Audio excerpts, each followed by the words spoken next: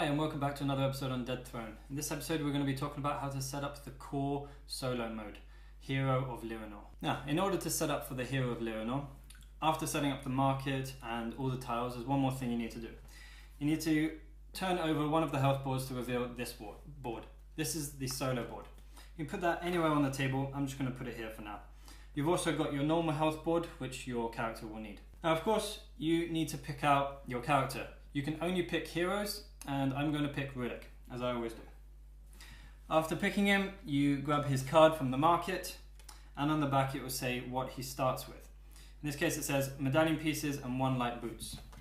So grab his card tray, grab the light boots from the market, and put it on your character card. The medallion pieces, in this case you get 1 medallion piece. So for Hero of Lyranor, anybody who's playing, they can only use one medallion piece. The rest are left out of the game. Put that in your inventory right there. Set up your character's health. Your characters always start at 10 health plus whatever their armor gives you. In Riddick's case, he gets 1 max health more because he's got light boots. So he will start at 11. After grabbing that, your character will also start with 5 coin, and you draw 3 scroll cards. Now, of course, you're the only one playing, so it doesn't matter if these are hidden or not.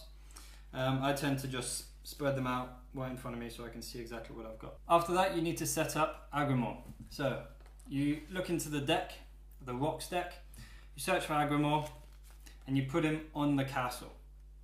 His card will now stay there on the castle. You can reshuffle the deck if you want to, and then just put that back. You also need to activate 3 quests, which you can complete however you like. Again, no one else in the game, so they're up to you to complete. Put the deck back and draw 2 region stones. You need to grab the red one and a green one.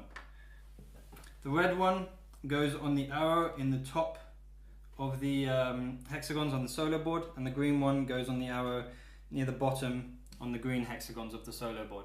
So, how does a solo board work? Well, you've got 2 categories. On the bottom, which is the green hexagons, you've got your quest category, and the category above that is your enemy category. Either way, you start on the arrow and you move the region stone all the way to the right, and then you start on the left hand side of the row below that. I'll first start on the enemy category. So each time you're roaming around the land and you defeat an enemy, you move the region stone up by the level of the enemy that you just defeated. So I'm walking around, I find a level 5 creature, I defeat it, and only after defeating it I can move the enemy category up by 5. So 1, 2, 3, 4, 5. Now along the board, or along that category, you've also got red hexagons with a number inside them. These indicate boss creatures.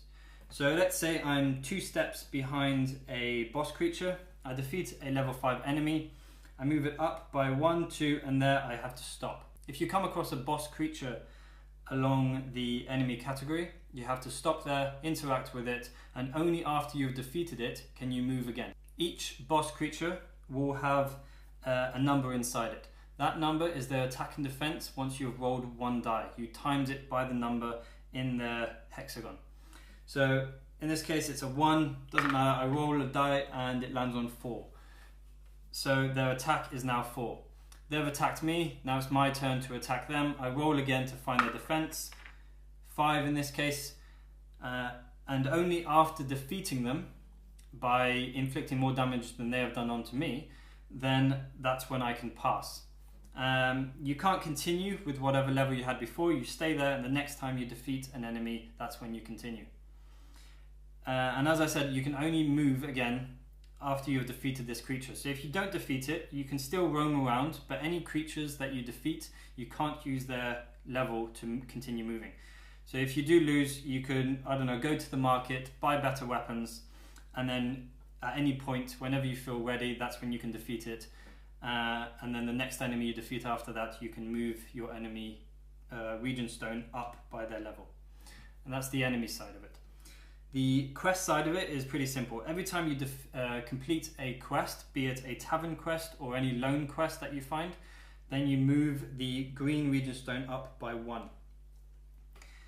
As we mentioned before, once you've made it all the way to the end of the category, that's when you can win the game.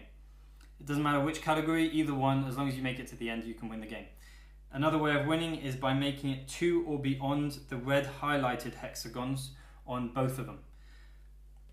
So I make it to the red highlighted one on over here, and then I make it to the red highlighted on the green, and then I've won the game. And that's the solo board. Now to touch on Agrimor. Agrimor is a difficult beast. His card will stay in the castle, and you need to defeat him in order to obtain the crown of the king in order to win the game. Every time you battle Agrimor, if he defeats you, then his attack and defense will go up by 2. One way of tracking this is by simply getting 2 coins and putting them on his card to remind yourself. You can do it however you like, but that's the simplest way of doing it. Another way of encountering Agrimor is by rolling a double 6. So you're just roaming around, you're rolling as normal, and you happen to roll a double 6, which I just did right there. You will encounter Agrimor. He will fly to you and he will attack you.